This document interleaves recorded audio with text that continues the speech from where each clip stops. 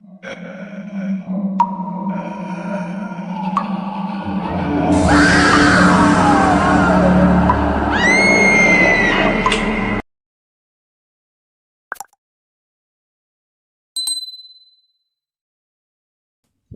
का डरावना सपना। 5 जून 1957, जब विलियम अपने घर पर सो रहे थे, फिर किसी की चीखने की आवाज़ आई। चीखने की आवाज़ सुनकर विलियम अचानक ही बेड से उठ पड़े। उन्होंने देखा कि उनकी पत्नी सेरेना उनके बगल में नहीं थी। उन्होंने अपनी पत्नी को पूरे घर में ढूंढा। पूरे घर में ढूंढने के बाद जब वह नहीं मिली तो वह बाहर गए।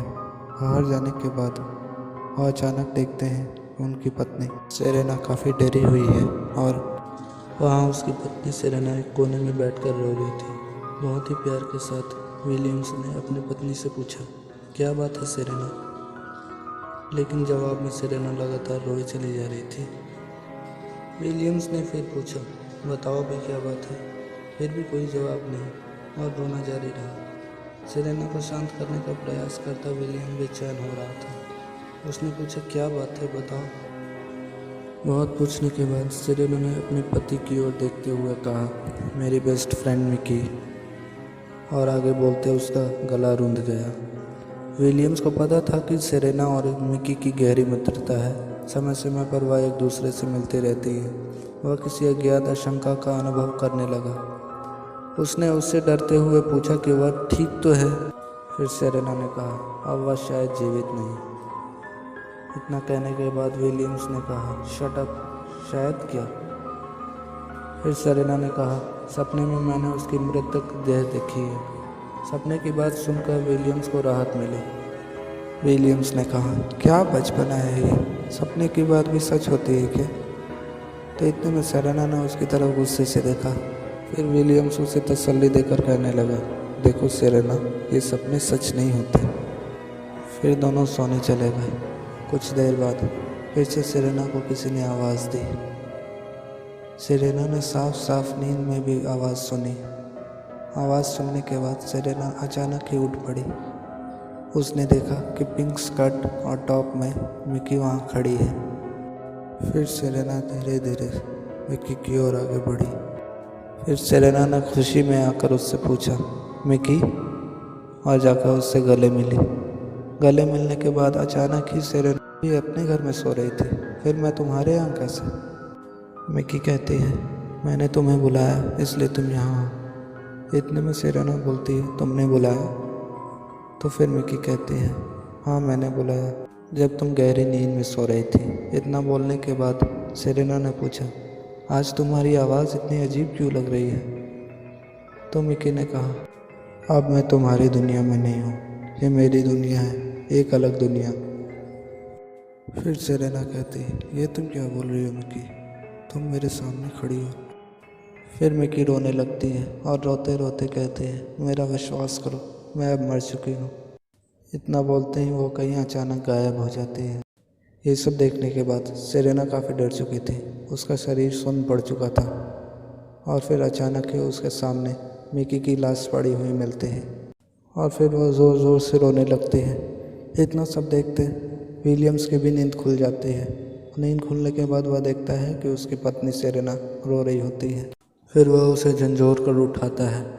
उठने के बाद सेरेना देखती है कि उसका पति उसे झंझोर कर उठा रहा है। ये सब देखने के बाद सेरेना का शरीर कांप रहा होता है और पूरा बदन पसीने से भीगा हुआ होता है।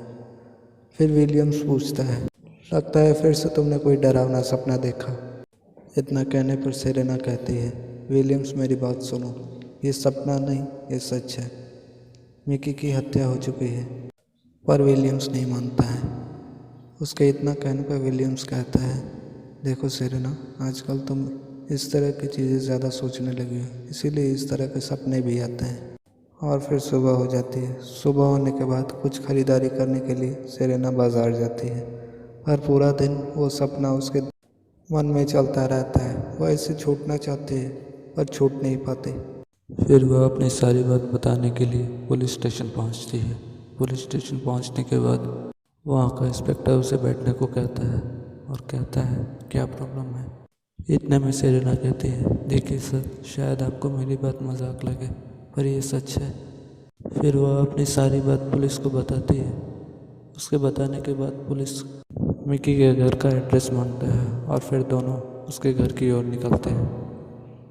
घर पहुंचने पर इंस्पेक्टर देखता है कि दरवाज़ा एक आदमी खोलता है। आदमी के खोलने के बाद इंस्पेक्टर उस आदमी से पूछता है कि क्या ये मिकी का घर है। फिर इंस्पेक्टर पूछता है, आप कौन हैं? इंस्पेक्टर के पूछने पर वो बताता है कि मैं उसका हस्बैंड हूँ। फिर वह पूछता है कि क्या आप मिकी को बुला सकते हैं। फिर बड़ी ही हिचकिचाहट के साथ उसका पति कहता है कि मिकी कई महीनों से गायब है, वो लापता है और ना जाने कहाँ चली गई है। इतना बताने पर पुलिस पूछती है कि क्या आपने पुलिस में कंप्लेंट की? तो वह कहता है नहीं। इतना कहने पर पुलिस गुस्से में आकर कहती है, आपकी पत्नी कई महीनों से गायब है और आप आज तक एक कंप्लेंट करनी भी ज़रूरी नहीं समझी। इतना कहने पर सेरेना कहती है कि इंस्पेक्टर, ये आदमी झूठ बोल रहा है, इसने सेरेना को मारा है। इतना कहने पर पुलिस उस आदमी से पूछती है, देखो सच सच बताओ, तुम्हारी पत्नी कहाँ है? पर पुलिस के इतना पूछे जाने के बाद भी वह आदमी कुछ नहीं बोलता। इतना होने के बाद पुलिस उसके घर में तलाशी करने लगती है। तलाशी करते करते सेरेना को एक रिंग दिखती है और वो चिल्लाकर कहती है, इंस्पेक्टर साहब, ये मिकी की रिंग है और ज़रूर इस आदमी ने मिकी को कहीं आसपास ही छुपा कर रखा है।